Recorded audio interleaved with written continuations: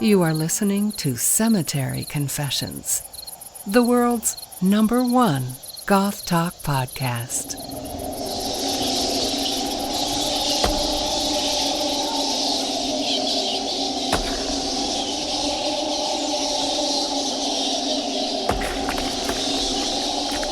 All right, hello and welcome back to Cemetery Confessions. This month, we are getting a Brit's perspective on the modern-day goth scene in the UK.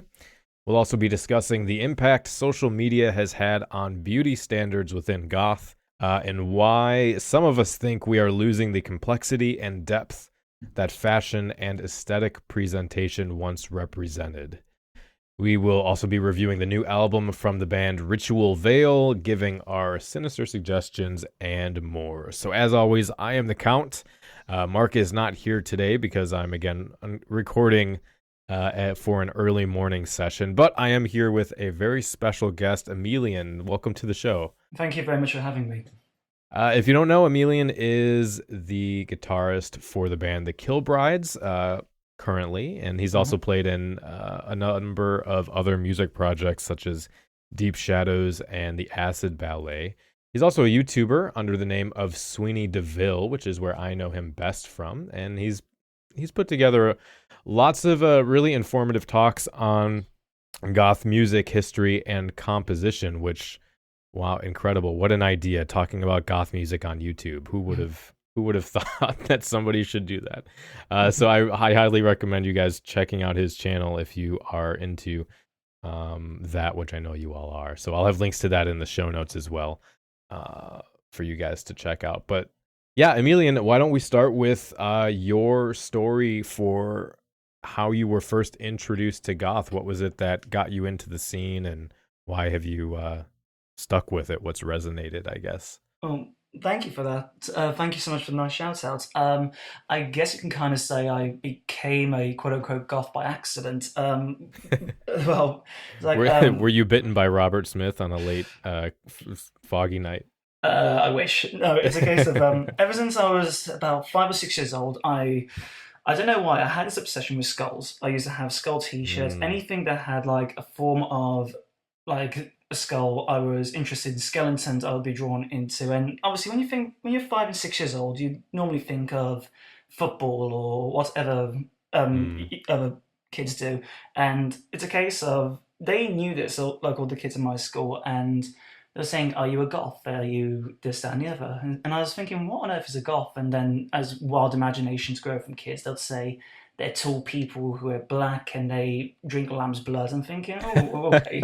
So I thought, no, I'm just myself. And then I thought I'd look a bit deeper because that name was still ringing in my head. Because as a kid, you'd think to yourself, there's no one quite like the same taste I am, especially when you're that young. So the more I looked into it, and I thought, okay, then I understand like where they're coming from. I mean, Dracula's and Frankenstein's always interested me as a young kid. So reading all this, I thought, okay, then I can kind of become synonymous in that type of label. But it wasn't until I remember in the town where I live, there's a massive church in the centre of town, and I think I was about probably 10 years old, and I was walking through it the night with my parents, and there were these rows and rows of what looked like 90s industrial kids with like the long black trench coats, the Eric Draven type of look. And as a 10-year-old, you're looking at that thinking, oh my God, this is so cool. So I guess I started like developing my baby bat stages from the age of 11 onwards. So we're talking about 12 years of being part of this label. I had a similar experience when I was, I want to say I was around 12, but I was on a road trip with my family, and we stopped at a diner, and there was one goth sitting across the room, and he had all I remember is he had a red streak through his hair, like across the top of it, and then he was wearing some fishnet, and I remember just falling in love and telling my mom, like, what is that? He's like, I look so amazing. I love it. I want to look like that. And my mom was absolutely mortified that I was so excited about it.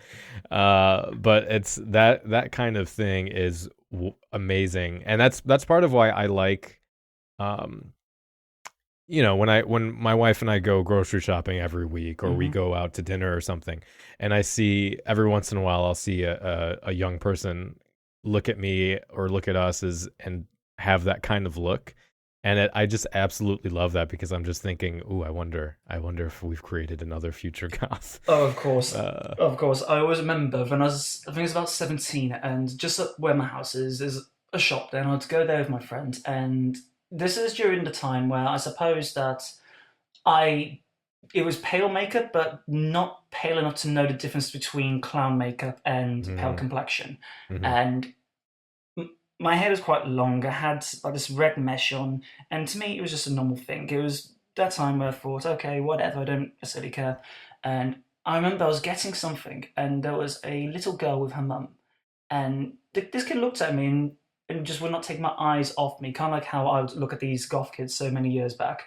And the kid was just looking at me as if the head was going to turn a whole 180. And the kid looks and goes, "Mum, I want to be like that when I'm older." And the mum just kind of glanced at me and just tugged a child like further away. And I was like, "You are very welcome."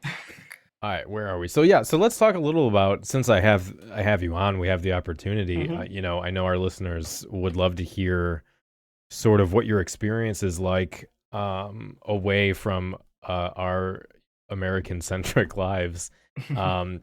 I don't know if you can talk a little about I guess start with sort of how you see the health of the scene is, sort of your experience with going to events, or what that community is like over there from your perspective. Okay, well, it's interesting with the goth scene in England because obviously, because I don't live in London, I live in Birmingham, and Okay. the London subculture scene is very, I wouldn't say like snobbery, but they're very proud about their origins, because that's where the Blitz Club was back in the 70s and 80s.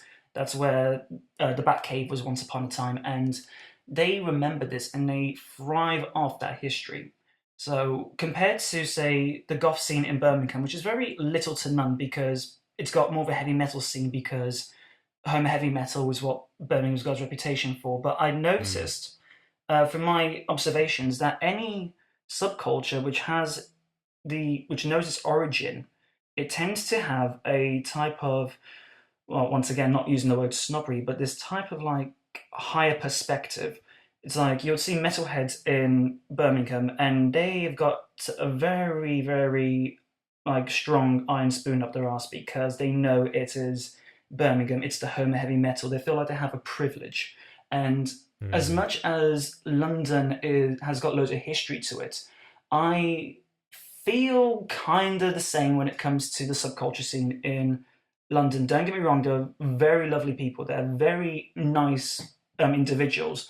But once, as I was going to say, with different scenes such as club events and gigs, it almost doesn't feel as much as a club. It kind of feels like a social gathering of attributed celebrities where people go to the club and they'll have fun. They want to listen to the dance music. They'd want to enjoy themselves or DJ. But you'll find with some people, they'll go there purely for peacocking. They will just like make themselves look the best. They would hardly interact, or unfortunately enough, they would kind of criticize others for either approaching them or having this type of demean perspective. Like the gother than thou kind of thing. I'm prettier than you, don't talk to me. Kind of. I mean, this is something that I want to address in my next video. It's something I've been working on called the social class of goth, where it works on different subcultures and the goth subculture, but works on the different social class. So back in the 70s and 80s, it was very much a lower class thing, a working class thing, where it was DIY. It didn't matter if your hair was messed up or your makeup was smudged. It was imperfection is perfection.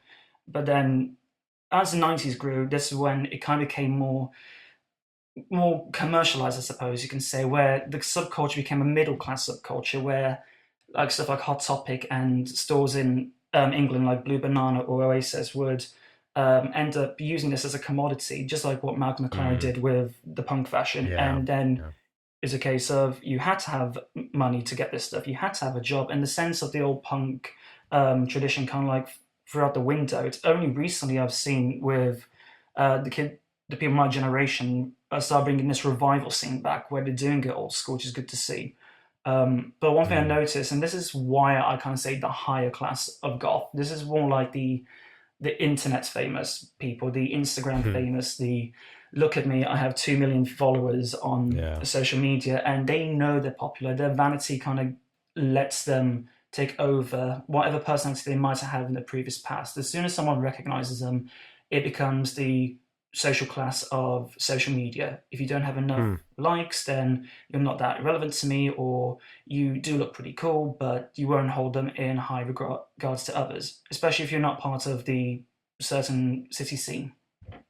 That's interesting. So you're seeing, because I mean, we're going to talk about this throughout the article, but you're seeing that type of online persona bleed into actual club events and socializing. That's interesting. Yeah, I actually have the exact opposite experience, which is good. That's good then, because I want to get that perspective. It's odd. I know a lot of people, a lot of goths in other countries other than the US, but for some reason I don't know very many in Britain or in the UK in general. Well, I have some friends from Scotland and Ireland, but yeah, good. So that'll be great. I'd love to hear that perspective then. So I wanted to, there's a couple other like general questions just to kind of get an idea of what your experience is like over there. I think the one most that I care about the most is your kind of everyday experience and what it's like being a goth and dressing as a goth and just going out and doing things, because I've heard kind of both sides of the story. I've heard on the one end that I've heard Brits say that people are more, other than some of the smaller towns, people are generally more accepting of subcultures, that they don't really care what people look like because everybody is kind of, I guess, insular and keeps to themselves so much. They're not as social. And then I've heard on the other end that there's actually goths and other subculturalists are more concerned about violence towards them from people. So I don't. What's your perspective on that? I can agree on both sides. If you are in a big city such as, say, London or Manchester, or even certain aspects of the Birmingham city scene, it is quite open-minded. I mean, as an example, Camden is a very good example. It's a big tourist attraction for alternative people, and as I said, I don't live in London, but every time I've been there, it's always been very welcoming. Obviously, no one's going to bat an eyelid in a place where it's thrived of alternative culture. Manchester's very much the same. Birmingham's got the same, especially with the heavy metal scene. It's mainly in smaller towns which are out of the main city centre where you might have some concern. I don't know if I don't know if you know of the situation about 10 years ago of the Sophie Lancaster murders. Oh yeah. Oh, that shook Britain. To be fair, it was all over the news, and that was in a very small, remote town where obviously the more compact, like a certain social community thrive, it's going to not have as much expansion or understanding, or very limited. What's the word I'm looking for? It'll come back to me. Very limited opportunities to be open-minded. And I can see why people would fear that, especially depending on which social class and upbringing you are surrounded yourself with. Right. Yeah. The Sophie thing is interesting because it's, it didn't really have much of an impact in the US. I think largely because we had the Columbine massacre, which was a kind of demonized goths. That was a big problem for a while. And then I think it just sort of in modern day culture here, there are, when it comes to violence, I think it's just a general fear because there's constantly news going on about school shootings and shootings at concerts and things like that. So I don't think goths are necessarily as afraid they're going to be targeted because they're goth. They're just afraid in general because there's like constant murders and gun violence and stuff. Oh no, of course. I mean, I think with England, because obviously we have the law about guns, it's mainly knife crime that we're worried about over here. Yeah. I Yeah. mean, when I stayed in London the last time, I woke up quite early in the morning to get some tablets for my girlfriend, and the shop just opened. So I thought, okay, then we'll just pop down the road, and then about 20, no, an hour later, I went out for a cigarette, and there was police line crossings, and I turned around and I said, "Oh, what happened?" Because a person got stabbed here, like nothing out of the ordinary, and it was right out by a window, and I thought that's a little bit concerning, and I think that's why Goths are a little bit worried because since the Sophie Lancaster murder, it's been this type of moral panic for parents to get their children to dress alternative, obviously as parents would Hmm. be. You see something like that happen, you automatically put yourself in the victim's parents, and it's a case of that you want your children to express themselves as much as you can, but you cannot help the worry, especially with Yeah. knife crime in the UK, and you still get the odd attack for being of an alternative culture, but it's not as like broad as say mainstream media want it to make. Yeah. It's an amplification of moral panic. Yeah, that was my other thought with it as well, because and not necessarily everybody, but I do see often that the it is kind of overblown because there's so much focus on the Sophie Lancaster thing that it's Mhm. like, okay, yeah, obviously that was terrible. But what, statistically, how does that compare to just other violence or other crimes and things? What do you really, is there really that much cause to be worried? Because it doesn't seem like there's an epidemic, but I'm sure that if you compare it statistically to other, just like you were saying, knife crime or anything else like robberies, something like that, those are far more likely. Car crashes, Oh far more no. likely that that's going to happen than you'll be targeted for being a goth. Oh no. I mean, don't get me wrong. I'm not saying that is something that doesn't happen. Of course, it Yeah. does happen. I mean, I think 2, 3 years ago, Manchester police actually put it into law that any attack or discrimination over an alternative subculture will be classified as a hate crime, which is good to see that they're Yeah. taking it because people like us we were viciously bullied throughout our teenage years because the way how we chose to express ourselves. So we can sympathise on that matter. But at the Yeah. same time, you'd think that a lot of it is a case of being the better person, just take it on the chin and walk away. But Mhm. unfortunately, this stuff still does happen, but not Yeah. on a mass scale. So I guess last question here, and I don't know if you've ever actually been to Camden Market, but it Hmm. came up in the last episode, the article we were reading, and I've seen a lot of the more mainstream articles that cover goth tend to mention Camden Market, which I understand it's Hmm. historically important, but I don't know if it's still. I, I don't know if it's still that kind of place where you would go to say, oh, this is what goth looks like Uh, in Britain. mm. Well, the problem is any type of tourist destination of any sort is going to dry out what it stood out Mm, for. Like when I first went to Camden when I was about, I think it was about 15, 14, and it was really, really fun because you'd still see these quirky DIY stores. You'd still see the odd punk once in a while with their old little sign saying free photo for £1 or something ridiculous yeah. like that. And obviously, as a kid, it's like you're in Wonderland. You're thinking this place is absolutely awesome, but obviously, Right. the more you get older and you kind of realize. I mean, the last time I went to Camden, which was probably about 3 months ago, I wanted to leave. It was you had no place to walk. It was tourist Mm, destination. I've got friends who work in Camden stores. One of my friends is about 40 years old. She's been living in London through the 90s. And she's even turned around and says that Camden is just turned into absolute crap nowadays because of how mm, glorified the tourist destination has made it. And it's right. driven a lot of the alternative culture away. You'll find that loads of them are now going towards Soho region or even um, just a little bit outside of Camden just to escape this horrible feeling. I mean, the first time I went to Camden was I got off the train at London Euston, going towards the underpass, and I had about 6 people stop me and my ex-partner at the time for photographs. And I thought myself, we're not even in Camden yet, and it's like a 5 minute Yeah. like underground journey. And you Yeah. kind of think, okay, experiencing that the first time, it might be fun. But for people who live in Camden, it must Yeah. become a very Yeah. repetitive thing because you're no longer worried about like crimes in London or anything like that. You kind of think that you're just becoming this tourist destination you'll find in Los Angeles. You'll just stand there, look pretty, and people will take photos of you. Right. And I don't, I personally, I find that I don't like that. There are goths I know that eat that kind of thing up. Mm. I mean, I guess it's a couple things for me. I'm a very kind of introverted, shy person, so I don't really like the attention.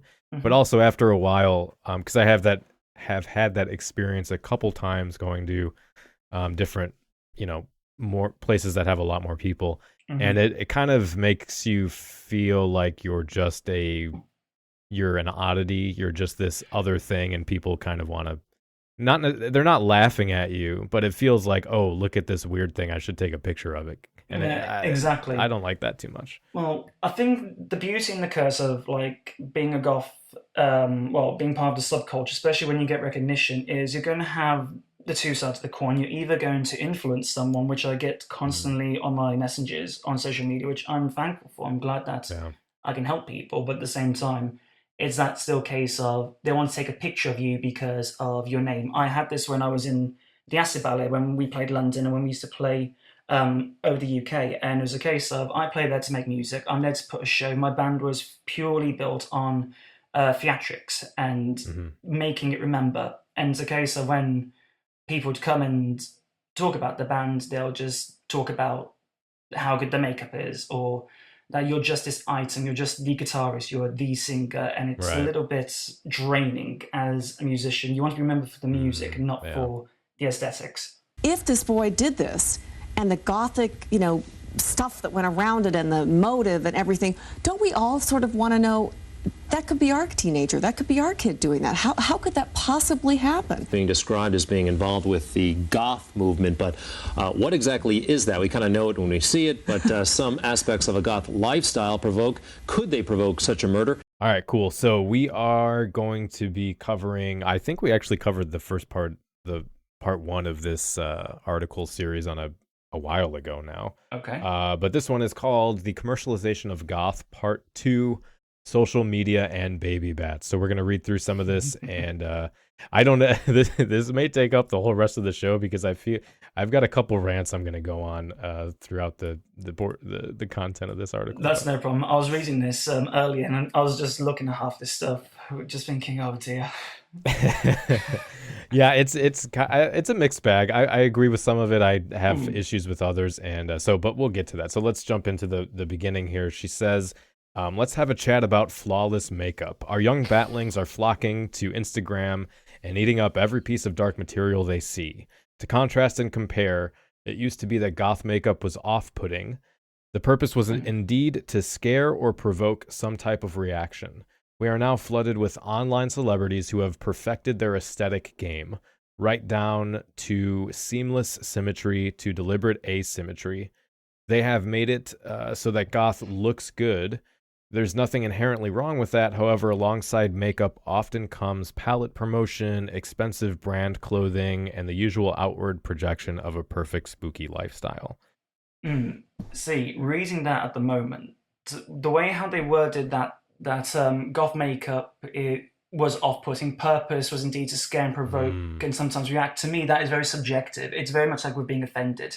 You choose to be offended. You choose to be shocked or react. With most goth boys and girls, it's a case of they do it as like an identity. They put the makeup on to make themselves feel more comfortable with how they see themselves. It's not a case of to react, but it's the way how they want to make themselves look. It's not to provoke. If someone gets provoked, that's their problem. But my issue is with nowadays society, as you mentioned, with the promotions and expensive brand clothing. It gives to me this wrong connotation that the more popular you become on social media, the more you tend to over dramatize your makeup purely to get a reaction or to be noticed. And to me, that should not be the objective goal of becoming a goth. You should not want to put on loads of makeup to scare the local granny down the road. You want to do it to make yourself feel good.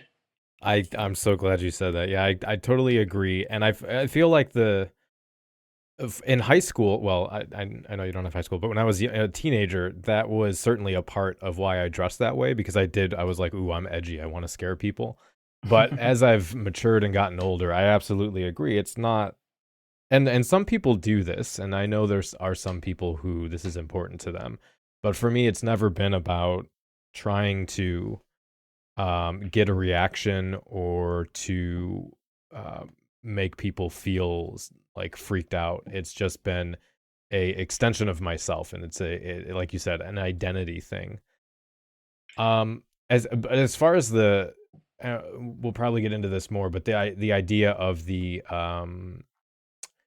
perfect makeup, the goth that looks good. I had a conversation with a friend of mine a month ago, Ivy Vanian, and she's working. So I can't take credit for this, but she's working on a YouTube video about this idea of appearance standards versus beauty standards, and that basically the idea is goth used to have appearance standards, which means there were certain expectations for having a coherent look. It was something that it wasn't just from Hot Topic, and it wasn't too minimal, and it wasn't too everything plus the kitchen sink. It was like you would have an outfit that contained some symbolic elements of goth aesthetic and generally accepted like cultural signifiers.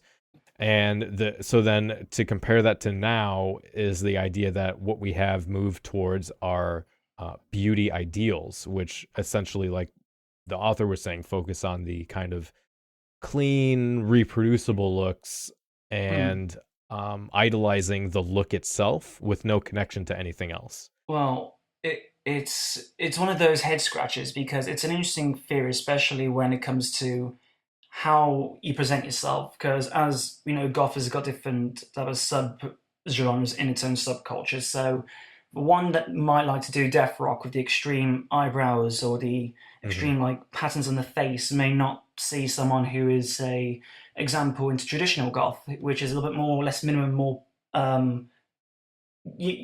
it's hard to explain, just like the basic type of smoky eyeshadow. So that you're going to have this conflict.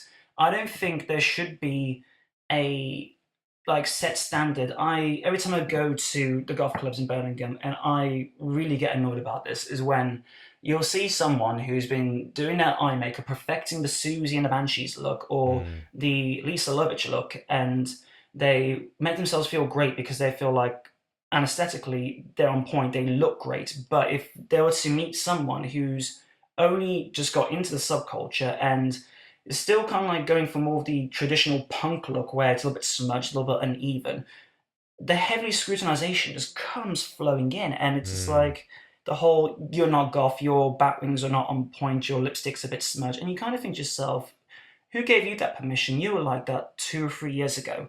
And it's just this notion, this type of, not even, well, it's kind of ironic elitism where you kind of hate like the way how someone dresses because they're either a poser or they're not of the certain subgenre that you are. And it's a little bit upsetting because as different subcultures go, you have subgenres. It's like the big attack on new goths at the moment.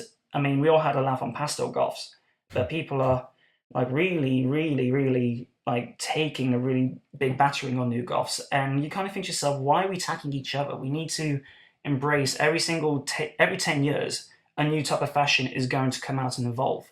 So it's not a case of trying to tell them that you need to be more like us. It's a case of encourage them to let it keep going on. I mean, if goth stood the way how it was the last 40 years, we wouldn't have had the industrial look. We wouldn't have had, say, the more goth look. And it's important for a subculture to grow and grow, so you're not just stuck in one pigeonhole.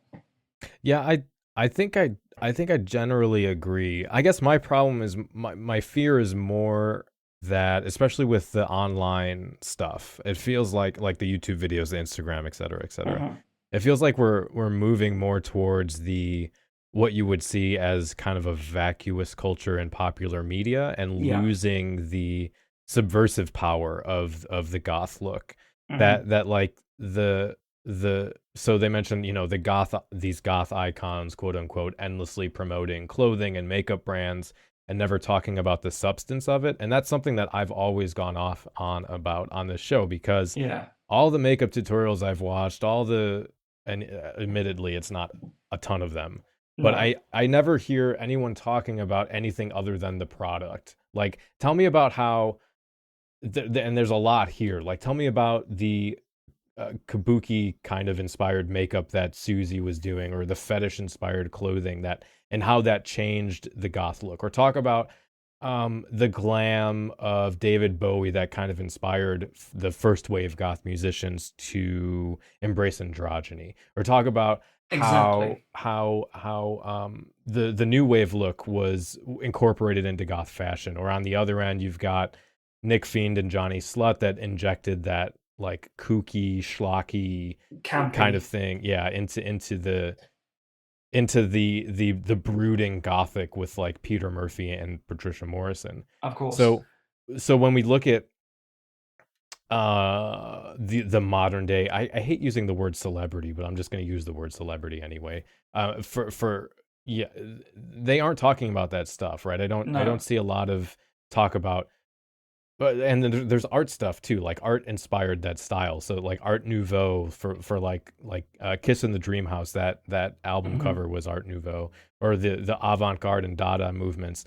They influenced goth style, and those had meaningful philosophical statements woven into that art. And so again, like, my fear is that we're essentially losing that depth of meaning. We're not talking about it, and we're taking the history of goth for granted just so that we can look pretty, basically.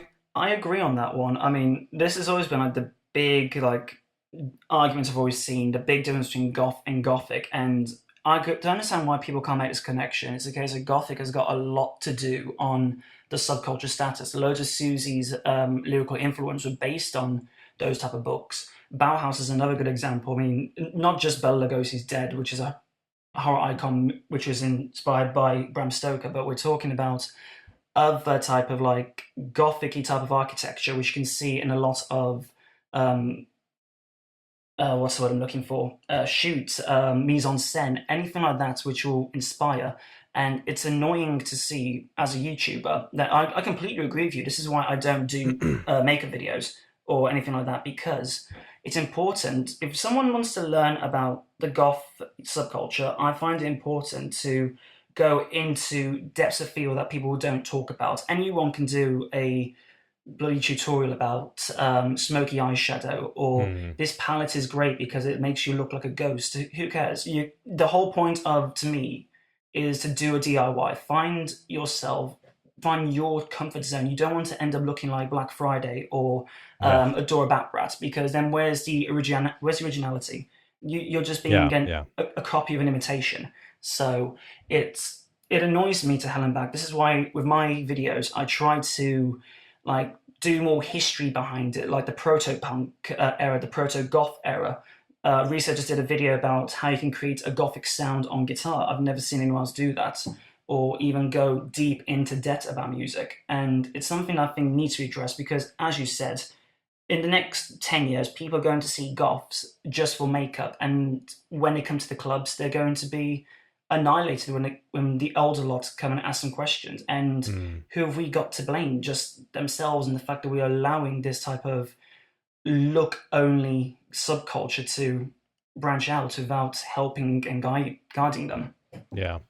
And again, like, I would add a disclaimer, just because I know you're not saying this, but a lot of times what happens when people say, oh, well, you shouldn't just be copying other people's looks, is you'll get someone in that says, oh, you're being an elitist, just let people.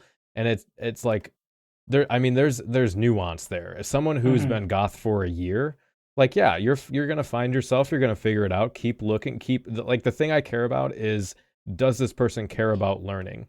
Are they asking the questions? Are they changing and evolving? That's what I care about. Oh no, of course. I mean, everyone finds an influence to start off with. I mean, people will go to Patricia Morrison. Like with me, I went straight to Daniel Ash when I was finding my look. But exactly, the old 80s mullet. Yeah. And but it's a case of, you find your look, but you don't exactly copy their style day to day. Otherwise, then you need to find your own identity. when it comes to this. All right, let's move on here. Many young goths feel the need to attain a level of perfection that exists merely in photos and captions. They forget that behind the screen are human beings just as prone to mistakes, crooked eyeliner, and accidental eyebrow overbrush as they are. Yeah. We will be looking at how social media affects younger goths and those new to the scene using the term baby bats, taking into account its negative and positive impacts. So what I mean, I guess you kind of touched on this a little bit, but when it comes to the actual impact that social media has on younger goths, do you think that's accurate? Do you think it's a little overstated?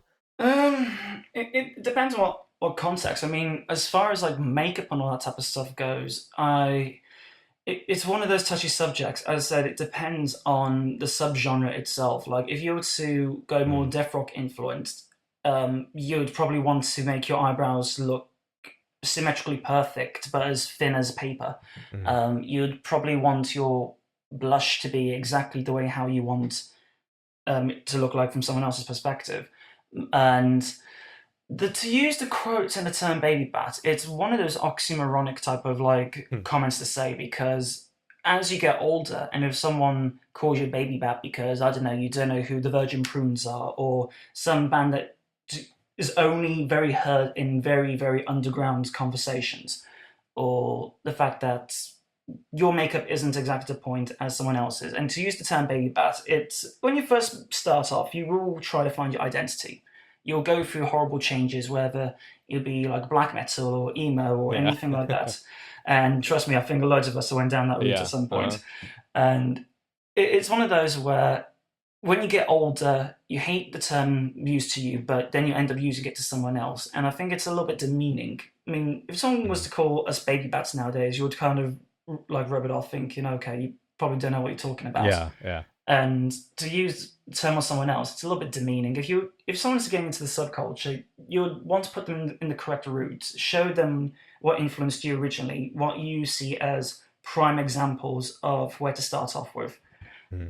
And I've always I totally get that. I kind of, for me, the term has been at least the way I've used it has been affectionate, as sort of the kind of familial structure that's in goth. Like, for example, I've had some younger goths call me their fairy goth father kind of thing. So it's kind of been more of an affectionate term, but again, it's just how it's used, and it's who's using it and what the context is and that kind of thing, like you were saying. I guess with going back to the impact on younger goths, I think that is kind of an issue for young people in general, whether they're goth or not, just because you are going through so many changes and you're trying to find yourself and all that kind of thing. I think the difference, though, or the issue, I guess, is that historically goths have valued intellectualism, whether that's they specialize in something like philosophical interests or knowledge of Gothic literature or music expertise or like art history or something. And that was very much my experience. But I guess talking to young goths now, I've done a couple episodes on it, and then just in general, like going out to clubs and stuff, I don't run into any that are they seem to be less interested in the Black Fridays of the world and more interested in getting into the local scene and exploring the music and talking to people. Exactly. And I noticed that in the Mexican scene as well, they care less for like the social media attributed celebrities. That's the terminology I'm just going to use now, attributed, because they're only popular because they had no other real proper achievements, such as entitled or inspired celebrities. So it's a case of that. Every time I look at the Mexican goth scene, to me, it's absolutely brilliant because they live that stuff properly. They don't care about if your makeup's a little bit smudged or if you have so many followers. If you look cool, you look cool. You want to dance to them. You want to like push them to Killing Joke. It's that type of thing where it kind of brings a bit more like hope into the subculture, less on the social media aesthetic and more just live in the subculture as you want to. And see, and that kind of thing makes me wonder who these who all these people are that are watching all those videos, because and again, maybe that's just my local scene experience. It doesn't seem like anyone really cares that much about it here. And so that makes, because we tend to extrapolate a lot of assumptions from online YouTube comments and stuff to goth as a whole. But I tend to kind of think that the people that are, a lot of people that are concerned about the way they treat goth aren't actually goths, or aren't actually involved in it, or they're just like younger people who are going through a phase kind of thing. But then again, it's the problem of using the word poser or anything like that, because it's one of those touchy subjects where if you call them a poser, they're going to call you elitist. It's the horrible scenario when to use it. Yeah. All right, so let's go on here. They're going to talk about Adora Bat Brat. So they say she's got 137,000 followers on Instagram. She's often looked up to as the epitome of beauty. Adora is known for her slender body type and youthful appearance.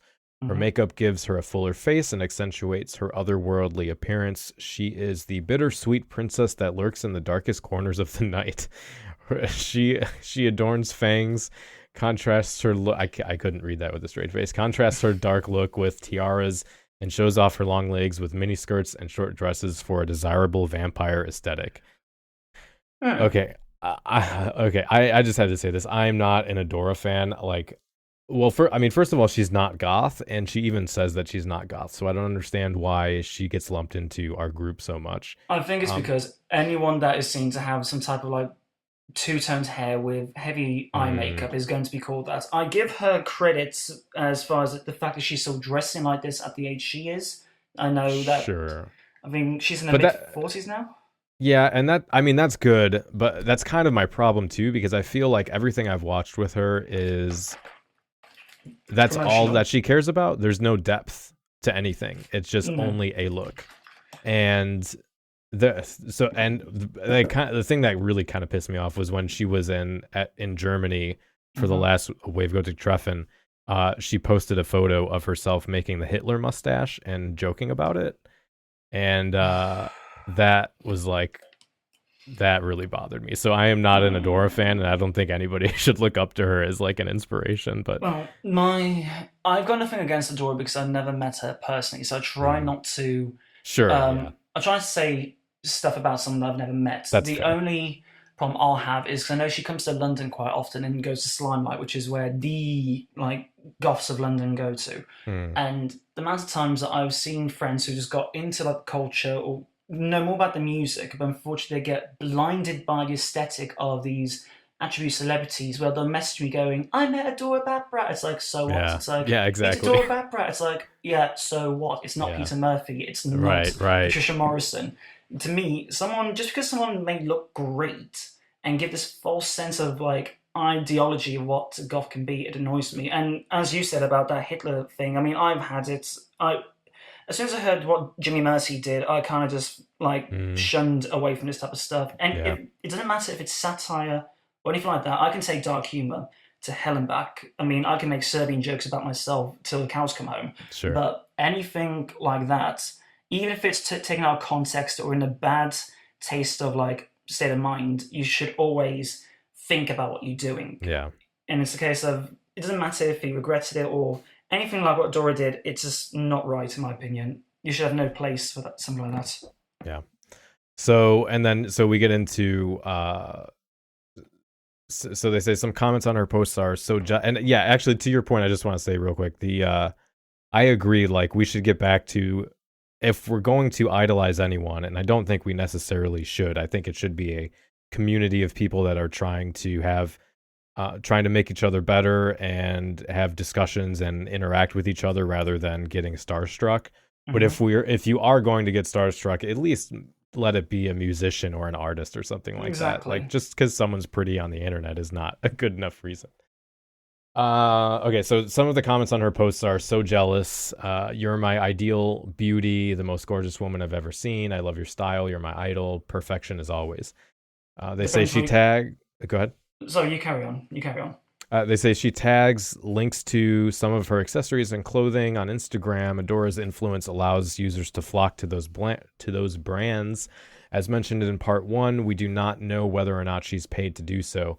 What interests us here is how much users care about what she's wearing, how she got her body type, and if they can replicate her makeup. To me, that's disgusting, if you ask me, because why should... It's like when I say perfection as always, how can you describe perfection? It's like, how can you describe what normality is? It's one of those where you're looking up to these idols and you'll use them as some type of, like, not voyeurism, but as a way to make yourself look good. And if you see someone like as skinny as Adora Batbrat or someone like that, then you're going to want to try to replicate that. And it may not even be the most healthiest terms. We don't know if Adora smokes 100 cigarettes every second. Yeah. But it's just like, I know many people in the goth culture who are quite heavyset, and they're very self-conscious about that. And they look up to these type of people, and it just makes them more depressed, because we don't know how these celebrities get their appearance and what makes them quote-unquote perfection. It's... Sorry, I'm just ranting at the moment. No, yeah, I agree. And I think it's like, we're pulling these comments out, but like, who are these people? Are they actually goth? Like, because I'm sure they have tons of followers that aren't. No, and exactly. So it's like, how much can you say that that's endemic of the current state of goth culture or not? It's hard to tell on the internet, because people can have all kinds of interests, and the fans and followers of any given person change pretty rapidly too. So all right, so they talk about Razor Candy a little bit here, saying that let's see, she's got 53,000 followers, slim body bordering on skeletal, seemingly undead. She shows off her body in nearly every photo. Commenters appear to be avid and long-term fans. She has bat tattoos, etc., deathly pallor. Razor Candy posts more sexual content. Baby bats often flock to their accounts, marveling at their physique. So I wouldn't I think we have to be a little careful here that we're not body shaming people just because they're skinny. But I think Razor Candy is a kind of a different example, because she's at least actually goth. And if you compare kind of the interviews that she's done versus Adora's, she actually talks about and promotes goth music in interviews and talks about that kind of stuff, which I think is, so that's fine with me. Like, I agree. I do have an issue, and I talked about this on the last episode, but just briefly, I do kind of have an issue that it seems like, and I don't know about what it's like in your area, but as far as like clothing models and event flyers and that kind of thing, that there is basically all thin, tall, white people being promoted and venerated, and there's almost no representation of anyone else. And that seems kind of counterintuitive to me when you think about goth culture in general, and that really frustrates me. Oh, it's like the same thing here. I mean, like, in England, you will tend to normally see a lot of case of tall, white, skinny individuals. There is one model in London called Palmer Ham, and everyone knows him from social media, with the big mohawk. Yeah. And it's a case of, if you were to see him down the road, you'll know who he is. But it's that type of concept. I know where you're coming from, where it is that problem of it has to be skinny, has to be white. One of those things. And to me, there shouldn't really be goals like that. I mean, I'm more than happy for any type of skin color, any type of like body size, as long as that they're happy in the way how to promote the style. Like with Razor Candy, I actually spoke to her numerous times on social media, and I agree with you. She knows exactly what she's talking about, and she promotes goth in a good light and not just in an aesthetic way. Yeah, and Parma's kind of a. I would almost say they're a different example, just because they're they're queer and they're agender and kind of promoting that kind of thing. So that is that is non-normative. That is like not something you would expect to see promoted in sort of, I guess, more popular media kind of thing. But yeah, I get what you're saying there. So, all right, let's see. The comparison is not the fault of the models, but the way social media is used. Instagram, an image-based platform, is populated primarily by 18 to 24-year-olds. Young adults on this network tend to market their product almost amongst large amounts of data from other users. Baby bats, be they teenagers or young adults, are the easiest targets for envy. They see users like Adora, Bat Brat, and Razor Candy for who they are on screen, often dismissing their personal struggles behind the scene. Exactly. But that's the problem. It's okay. So we look at these people and we kind of see them as they're like undead, like vampires. But in reality, we don't know what they struggle through. They're just other humans like us. And the fact that when you're in goth, when you start in the goth culture, especially something that young, you will try to find the closest thing that represents it, and you will try to be envious how they look, regarding the fact that one, they're human, the second, they're older, and what other stuff they might be going through. Like, it might be they're thin because of an eating disorder or years of bullying. It's something like it's upsetting to see at the same time. Yeah, and I mean, I'm kind of two minds, I guess. I do think there's some responsibility that these goth celebrities should be held to actually talk about that kind of thing, or to at least be transparent about how it's a, you know, they're curating their look. It's very specifically tailored to look good, that it's not real life. But on the other hand, though, those platforms specifically, they like, you can't really have that kind of discussion on Instagram, which is, and that's why the heavy use of stuff like Tumblr and whatever is a little frustrating, because the platform itself isn't built to talk about substance. It's just built to have specific looks.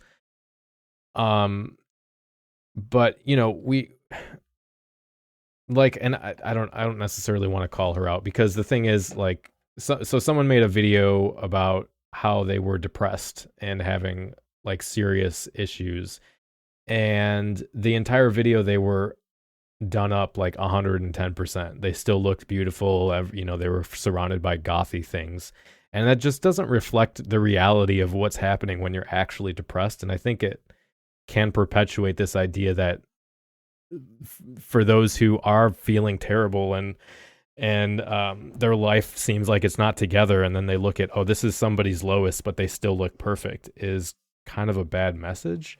I agree. And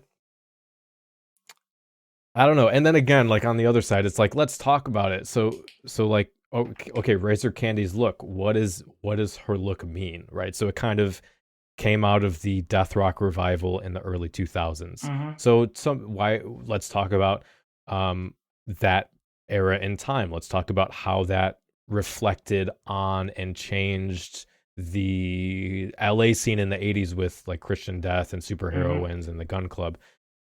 It's again, it's aesthetic in goth is never just about aesthetic. There's always it's kind of this physical manifestation of a deeper subversive ideology and this shared culture. And I don't see people talking about that. And I think there is some responsibility I agree. for people to do that. Yeah. I strongly agree with you on that statement. Okay, so they say the cause for anxiety among baby bats due to the inability to exactly replicate elaborate looks brings goth away from its grotesque punk roots. This is not to say that perfection as a goal is negative. Rather, goths should not feel pressured to obtain it. Instagrammers such as Jonah Shino and Victoria Lovelace use their makeup to create genuine ethereal designs. They even engage in face paint, taking their otherworldly experience further. But a purposeful lack of care is much rarer among big-name Instagrammers. I don't think that any type of like generation of goth should move away from the grotesque punk look, because as we all know, goth was a subgenre of punk, and the fact that I don't think that to have a perfection, to be its main, as I said over here, should be feel pressured to obtain it. It shouldn't be the main thing. I mean, I've always been saying this, that goth isn't about being perfection, it's about being yourself, and it doesn't matter if your makeup's not exactly what they say nowadays on point. And it shouldn't be negative. It should be great how you feel. If you feel perfect, that's brilliant. But you shouldn't be held up to these certain standards from all these other celebrities.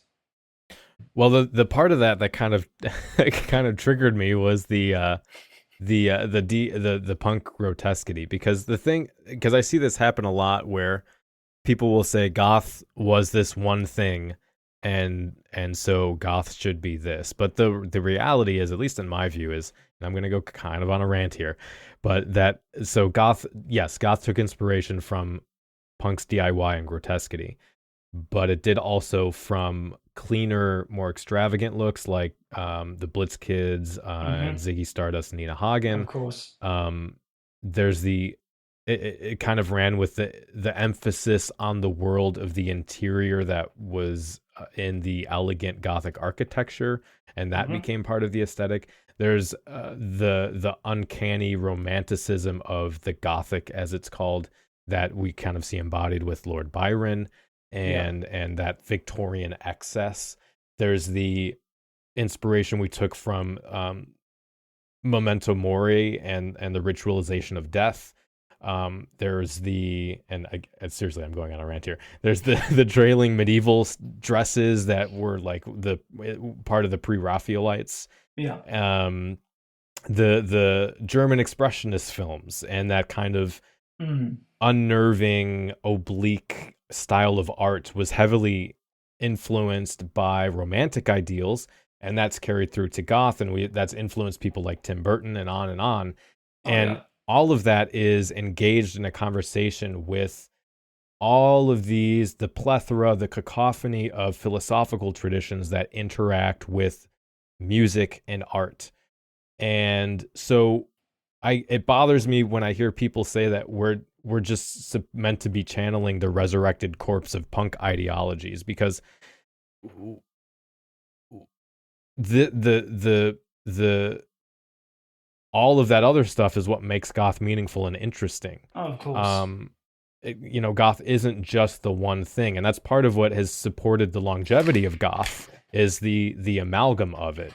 Catherine Spooner, who we reviewed her book on the show, she calls it kind of a revivalism. She says it's like the blending of discordant, anachronistic ephemera. Goth aesthetic isn't punk aesthetic alone. It's all of these things, and that brings me back to this point of the depth and complexity of goth style, is that when we see the kind of standardizing of style just for the sake of it, we're losing. It seems anti-goth to me, I guess. To be honest, this kind of reminds me of the argument Angela Benedict and Snow Loafer had about if you don't listen to goth, are you goth? I understand completely where you're coming from, because it's kind of similar in that same context. But there's no problem about ranting. I mean, I completely agree with you. I mean, goth music is one thing, and it's not just about punks. I don't think many punks back then even would listen or read Tim Burton, or not Tim Burton, Edgar Allan Poe or anything like that. Yeah. So I understand exactly where you come from. There's history in Gothic. There is history that is rooted in the goth culture, and people don't know that. They don't either want to know it, or they just blindly just look at what goth has been represented as now. Well, yeah, and I did a video, and I'll probably link this in the show notes. It's probably one of the favorite videos I've done, but I'd go through some examples of, like, if you want to talk about early goth music, there are examples where either album titles or song lyrics or song names were taken from or inspired by literary traditions and Gothic literature and all kinds of things, and even just like philosophical ideas, like that was explored in the music.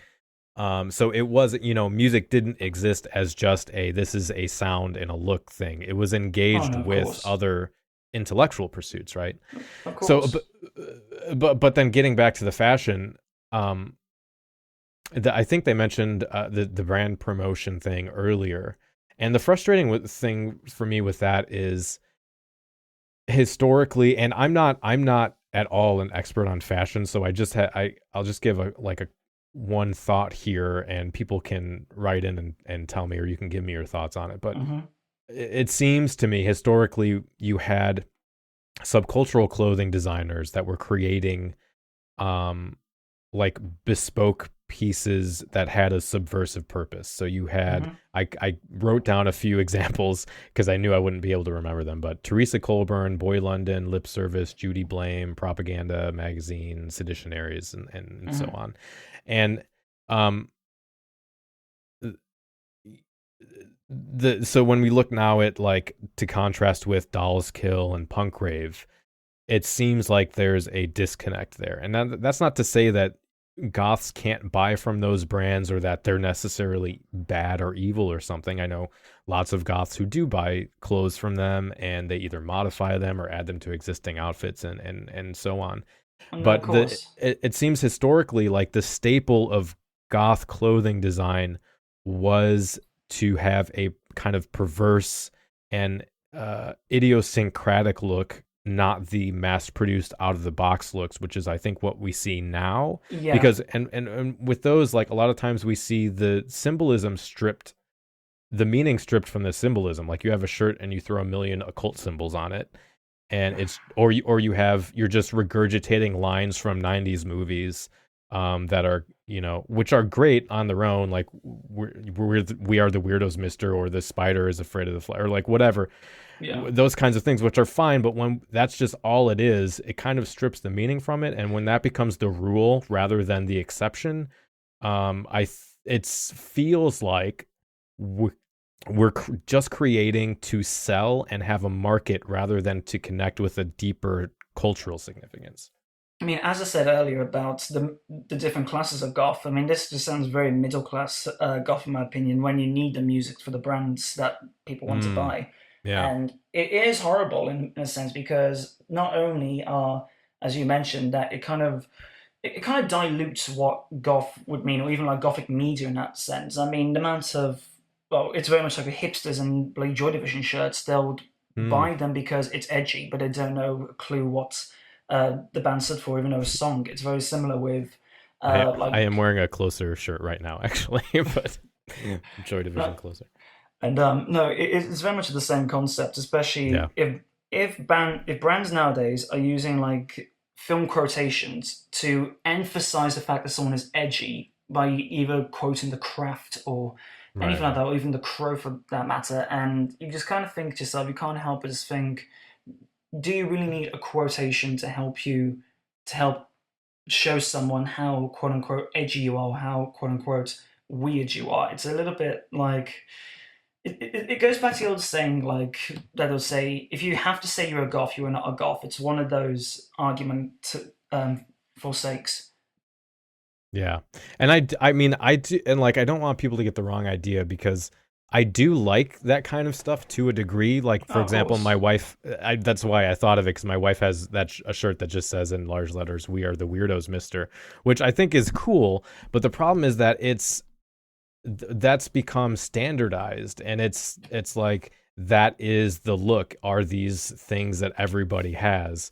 When I think what makes those things fun is when they aren't, they're just kind of exceptions. It's like, oh yeah, this is kind of a fun thing, but when it becomes the standard, you kind of lose the meaning that's behind it, which is what bothers me. True, but at the same time, you also have to look from the other perspective, where if someone was to buy that shirt and then realize that it's from a movie, and they end up watching that movie, they would kind of get more. They kind of get more influence in that subculture through a different media perspective. It's like, if you were to, as I said, if you were to get that shirt and realize it's from The Craft, and you get into The Craft, it's very much like how I got into The Crow when I saw Brandon Lee's makeup for the first time. It's one of those situations. But then at the same time, the argument for that sake is this new generation would know of the 90s and 2000s type of gothic films per se, and then you'll have the ones who would watch stuff like The Hunger and all that German expressionism as we were talking. So then it just becomes more, not conflicting, but they'll end up finding their way through the older stuff from time to time when they're ready. Yeah. Okay, so let's keep going here, since I don't want to run out of time. And I just lost my place. Okay, here we go. Yes, so we must remember that at its core, the goth scene took on the same punk attitude of critiquing the system. Goth has gained a new appeal through appearance, which, according to older goths like YouTubers Amy Necrotique, Angela Benedict, oh god, don't get me started on Amy Necrotique.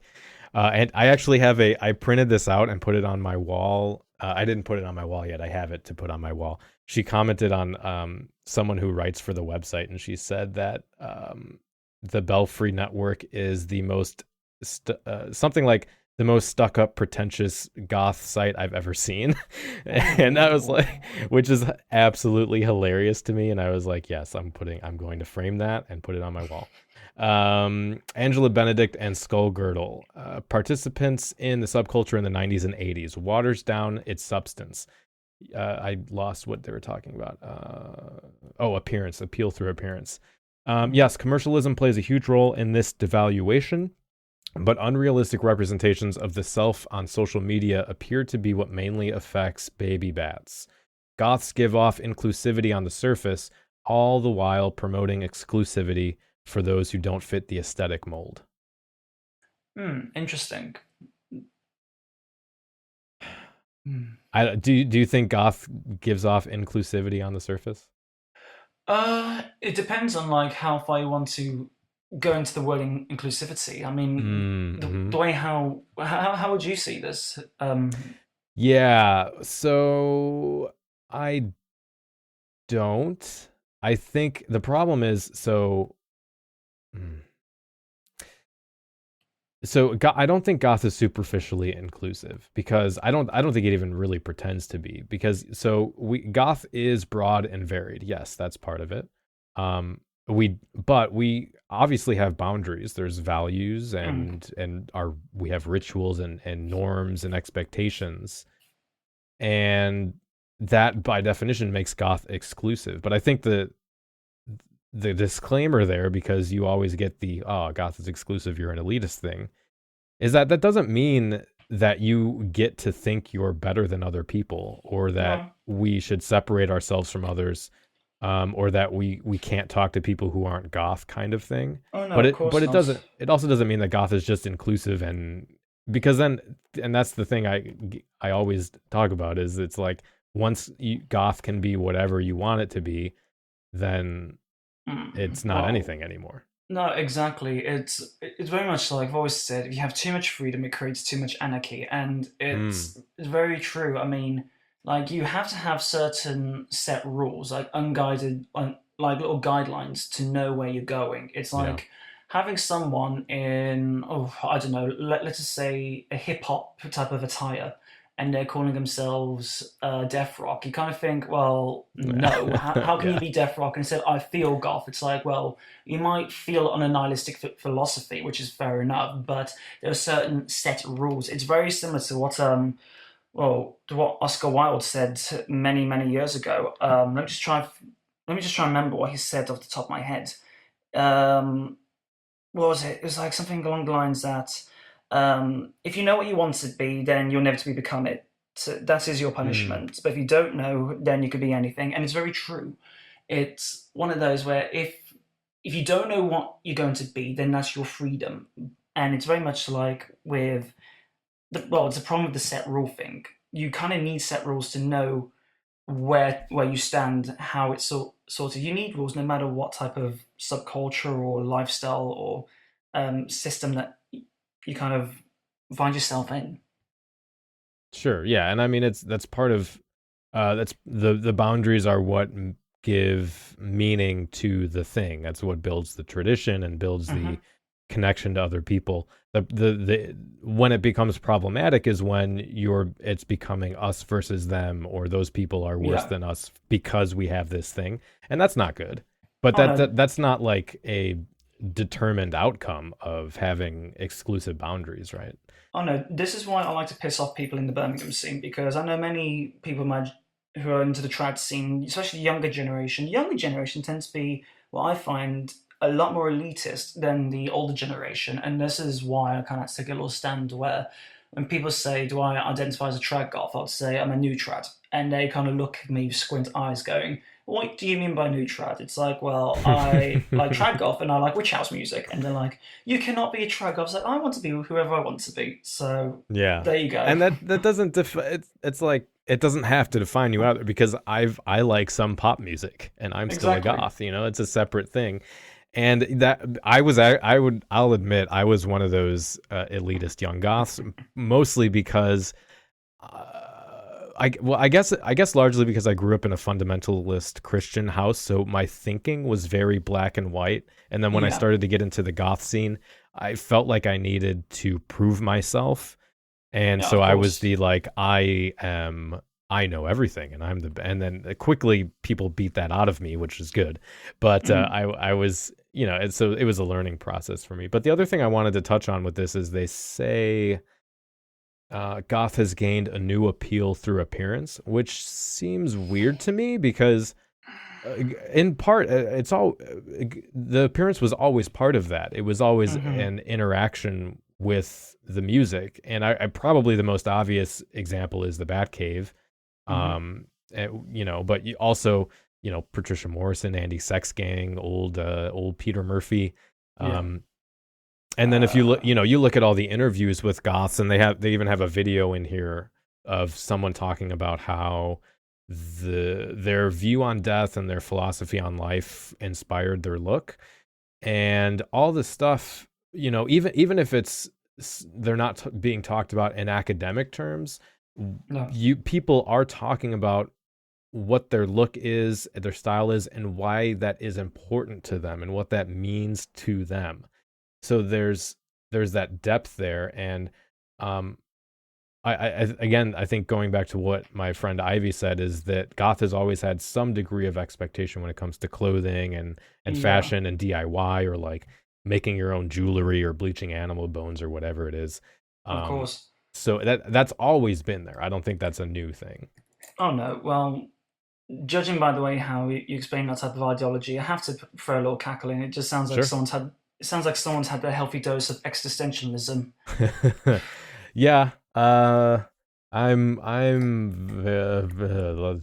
Let's not get off into what my philosophy is, because we will be here for all fucking day. It's all good. It's all good.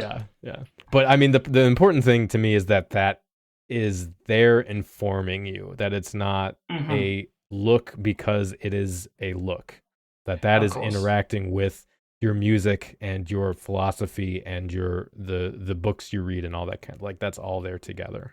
Exactly. All right, so let's see. On the other hand, social media... Sorry, did you want to say something? No, you carry on. Okay. On the other hand, social media has made a positive impact on representation in the goth scene. Though it's easy to enter the realm of superficiality, the simple presence of a goth of color or a goth with a disability on social platforms give mainstream users a chance to recognize the large range of people in alternative subculture. Additionally, it reminds members of the subculture that the traditional image of the pale, deathly slim creature of the night is not all-encompassing. I think we touched on this earlier. Yeah. I get the only thing to add there is I'm not really... I don't know. I go back and forth on this, and I'd like to hear your opinion, actually, but I'm not necessarily interested in presenting a specific image to non-goths. I agree we should have more, like we said, more representation in goth-specific media. But and I've heard arguments from like Gothic Charm School, and I've in the past made an argument as well that, like, if you are presenting yourself certain ways around non-goths, that can help to normalize goth culture, so that you don't necessarily have you're not afraid to go outside, basically. But I think at this point in my life, I don't really care. No, I'm the same. It's like, I don't think it matters how a goth looks per se, as long as if you want to get to know the history, if you want to learn what goth is, go back to where it first started. To me, it does not matter if you want to be a goth and you're a person of color, or if you lost a leg or some type of disability. To me, that should not stop you from being what you want to be. And it definitely, I think personally, you should not need like people such as Adora Batbrat and Black Friday being like branded as the poster people of goth culture. And to me, it's just, I don't know. I'm very much on the same ball as you on this one.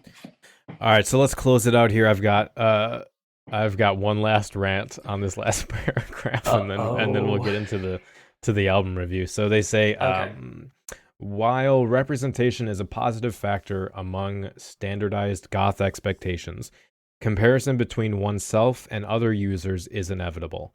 As to whether or not this actually affects the scene, the answer is mildly. Goth was cultivated under community. Current society is based off of individualism. Our lives carefully curated online, only a facade of our real life. Again, we agree. But isn't goth a performance? Followers crave eye candy and a show.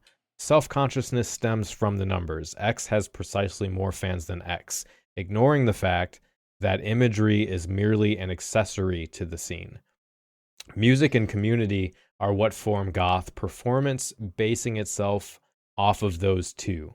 But despite Baby Bats being oversaturated with media and subject to constant comparison, competition exists within the subculture, whether it's on Instagram or not. And to me, that should not really happen. Why do you need to compete? Why should you need to be the number one goth? I mean, I think Black Friday had an issue with Toxic Tears about this, or something that I heard, that at one point Toxic Tears was getting more views than Black Friday, and you kind of think to yourself, this is petty, this is very childish, and you need to set a better example. If someone looks different to you or likes your image better, you shouldn't need to compete with it and change the way how you look so you get people's approval. The whole point of what I find being a goth is not finding people's approval, but finding your own approval. The fact that if you have to keep changing your look for some of us, it's ridiculous. And to be honest, I find it a little bit their choice of words and what they say about fashion and the fact that it was a community and music what form goth. You kind of think only to a subculture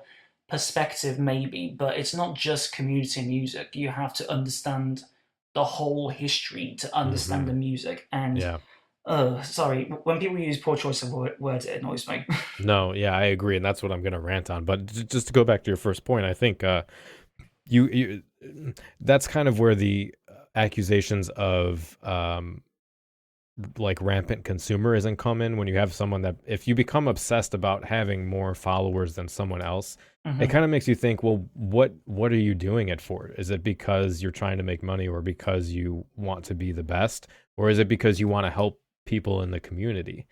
Like my perspective on this show is that I spend all kinds of time promoting other YouTube channels and other podcasts and other websites and things when I come across them, and I think they have valuable content, because it's like, well, first of all, we're a community and we should support each other, and then also it's no competition, because like the rising tide how does that go? The rising tide raises all ships, or something like that. It's like if you are raising awareness, if you have a platform and you're raising awareness for other creators, that's only going to help you in the long run, because you're going to build relationships, and then those people will reciprocate, and it's like, do it because you let's say you are the teenager and you are just discovering it, and then you're like, oh, this person is amazing, oh, and they recommended this and they recommended that, and now I have all these other resources. It shouldn't be about you. It shouldn't be about what you can get. It should be about what you can give back to the culture, and that's what matters. So and that's not even the rant I wanted to go on. But the thing that got me was the and I highlighted it here. Where is it? My browser is okay. Ignoring the fact that imagery is merely an accessory to the scene, and I absolutely don't agree with that. No, I don't. I don't.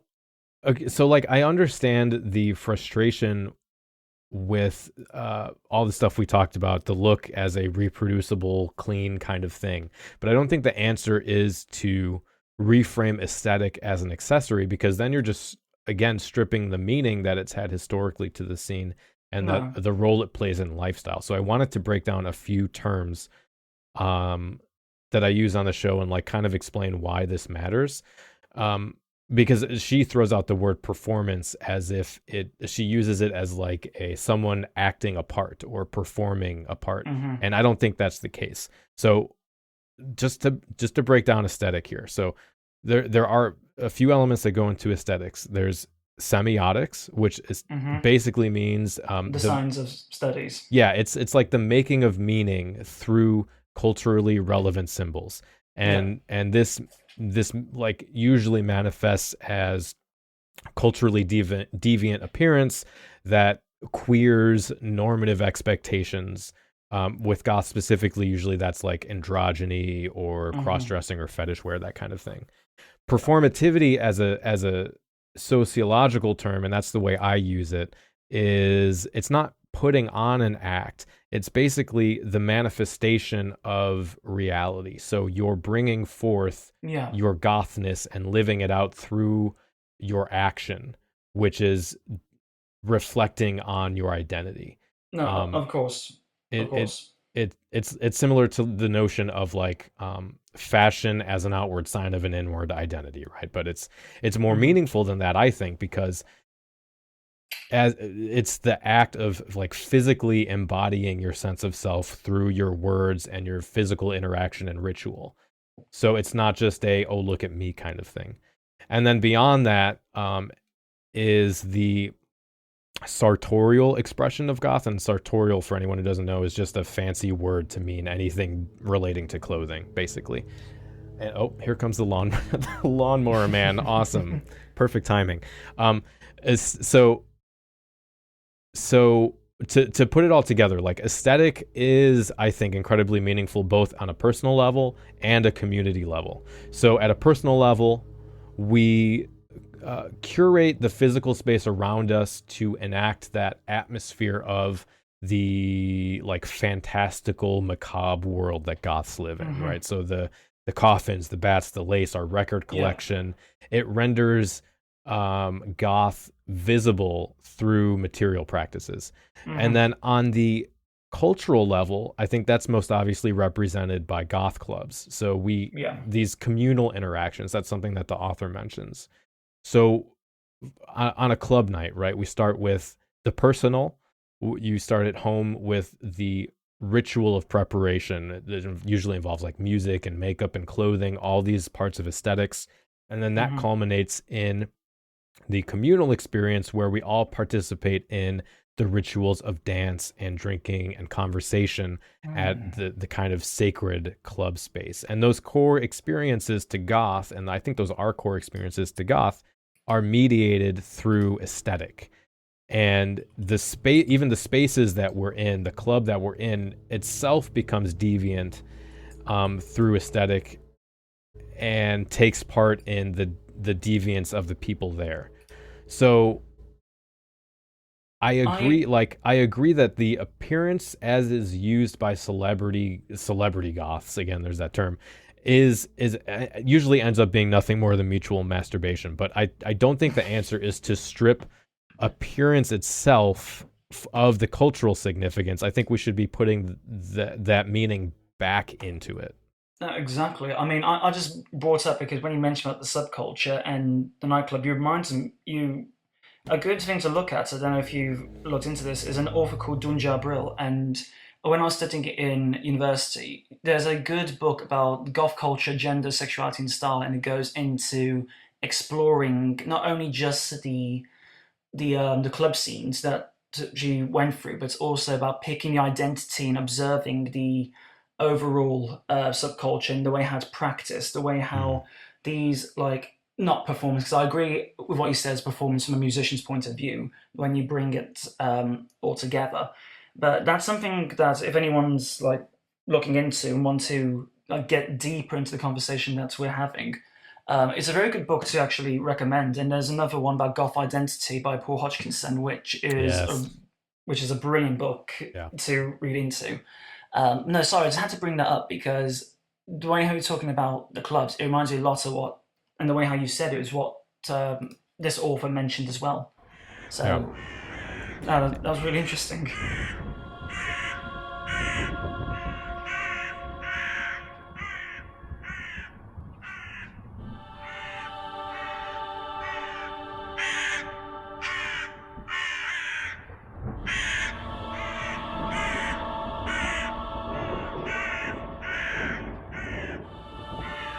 Album Review. Yes, I really like the album.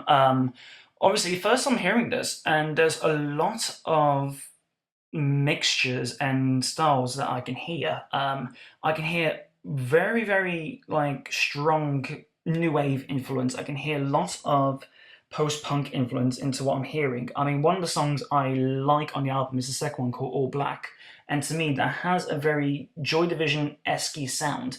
But my issue, I suppose, and this isn't just with the album, this is with any type of band that wants to be labeled within the goth like post-punk label, is it's very much the same type of sound.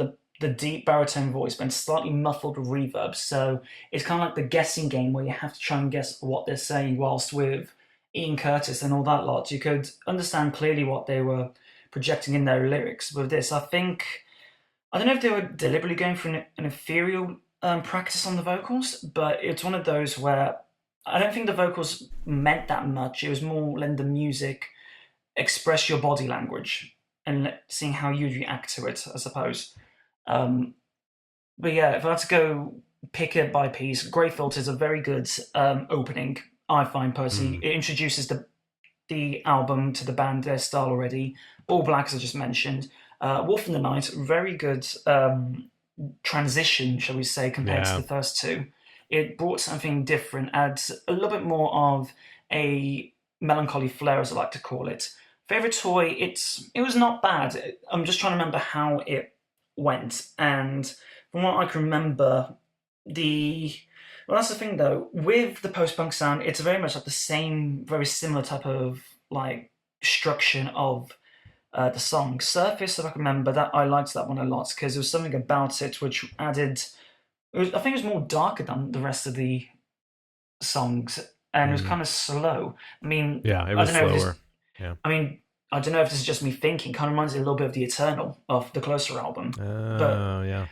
And time again, I think it's a very beautiful way how to finish the album off, kind of like a little farewell. That's it. That's what it reminds me of. It reminds me of early Smiths mixed with Domin in a very funny way. Yeah, there was some Smiths in there for sure. Yeah. It's I liked it because I mean it feels to me like this kind of it sits right in the middle of that the new crop of the dark wave post-punk artists that we've been seeing happen everywhere, and I think it's right in the middle of that. There's a lot of like reverbed 80s guitar melodies and swirly synths and moody electronics that add to the dark wave feel. I think The Wolf in the Night was an amazing song. It has that kind of the drum machine sound of the 80s with these like injections of like 80s sound effects kind of thing. And it has kind of like that dark pop electro vibe, but still like throughout the EP or LP, whatever this is, it kind of retains that distinctive sound of recent years, like other like Drab Majesty, Supernova, Night Sins, that kind of thing. I agree. It to me, it gives a nice little nod to nostalgia in the way how it's been mixed, especially. It's very, very nice. I mean, the drum machine sound, it just reminded me like the first time I listened to Sisters of Mercy, and it's almost similar to how the post-punk sound would have that type of specific tone to it. And no, I really did enjoy that album, definitely, and I would actually quite recommend it quite well, to be honest.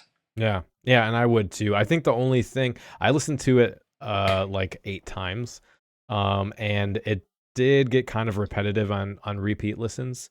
But I think part of that's just due to like how short it is, and they kind of built. I feel like they kind of built the songs as individual tracks, like kind of like singles, rather than a part of a cohesive album.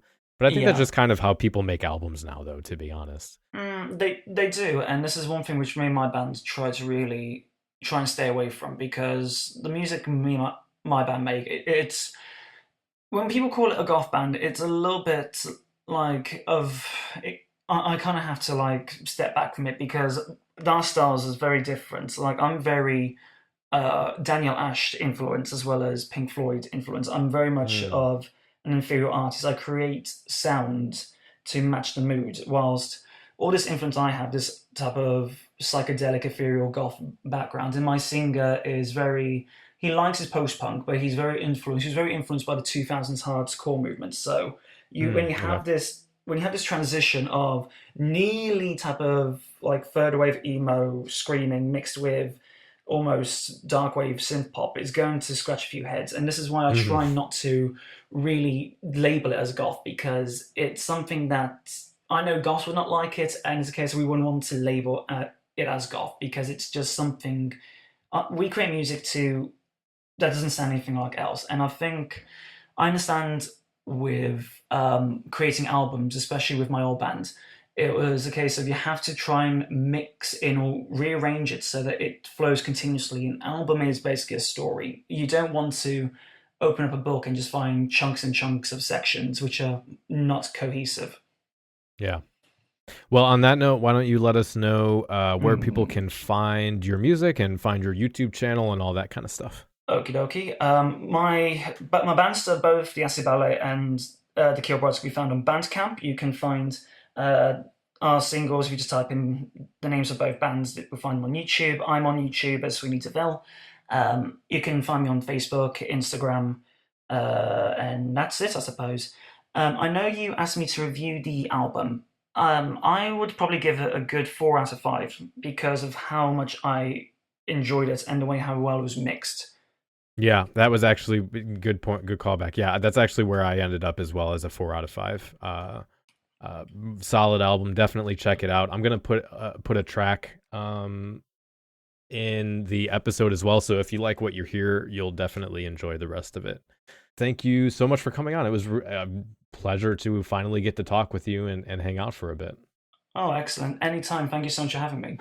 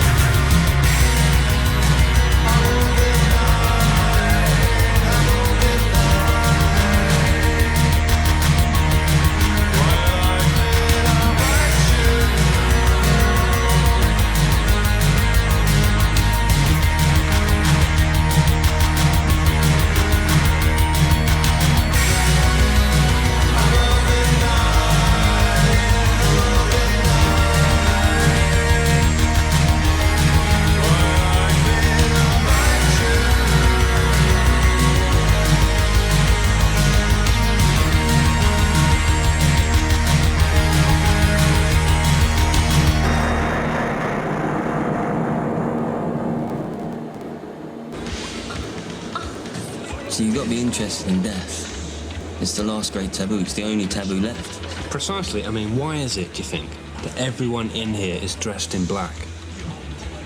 It's a celebration of death. No, I just like the clothes. Yeah, well, no, I mean, the clothes look good. Yeah, I mean, death looks good. Charles Manson, yeah? No, he was cool.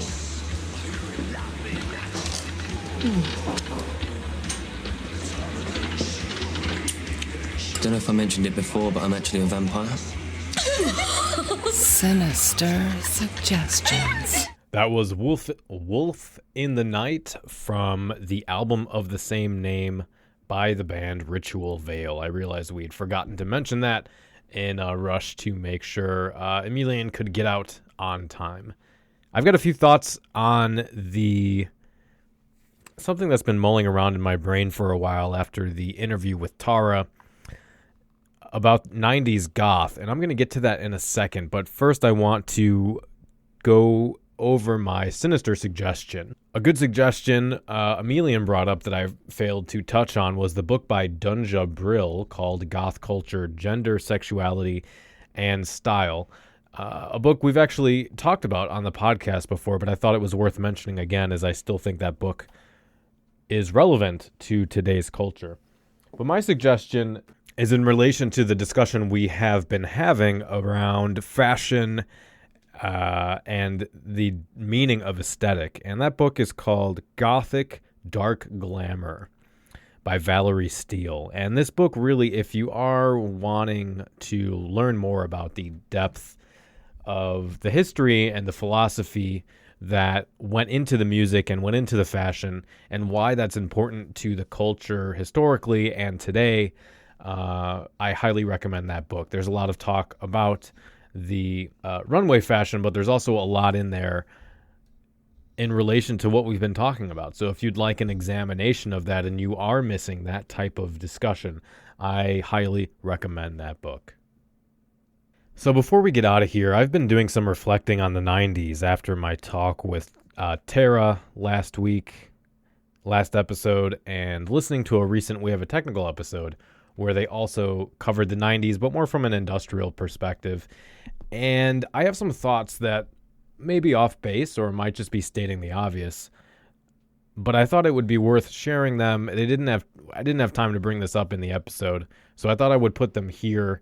And if you would like to email me your thoughts, as always, if you have any thoughts about the episode, any thoughts about this, just want to contact me and have a chat, please send those emails to cemeteryconfessions@gmail.com.